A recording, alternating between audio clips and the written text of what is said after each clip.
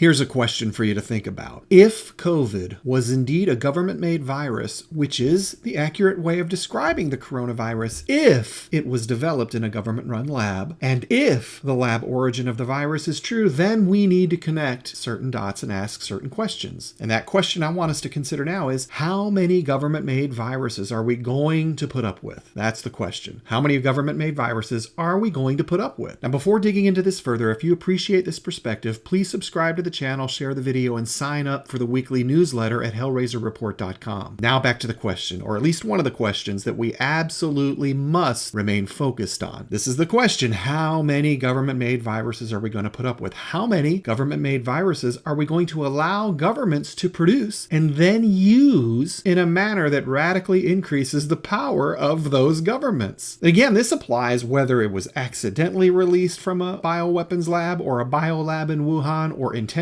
Either way, these questions all apply perfectly. Although, if it was intentionally released, obviously that would make things even more serious. But either way, the questions stand. Here's another one. How many freedom-destroying, economy-distorting, elite-empowering viruses are we going to endure before we fully recognize that the governments that create these viruses and then use these viruses, as coronavirus has been used, to eviscerate freedom and radically empower the elite abuser class above us? How much of that sort of capitalization on government-made viruses are we going to tolerate? Again, we're talking if here when it comes to the government-made nature of these viruses. But if these bugs are indeed government products, then how long will it take for us to wake up to the true source of the pandemic problem and all of the carnage that has been left in its wake since early 2020? This is a central question that I believe has the elite abuser class quivering in fear. I think they're very concerned, and they should be. This is why we'll be reminding people of this important question and elaborating on it regularly here at hellrazerreport.com. At some point, and hopefully soon, a tipping point will arrive. That tipping point is likely to be reached through the honest, sober, and serious consideration of questions like, how many government-made viruses are we supposed to put up with? If you appreciate this perspective, please subscribe to the channel and get connected with me by signing up for the weekly newsletter at hellrazerreport.com.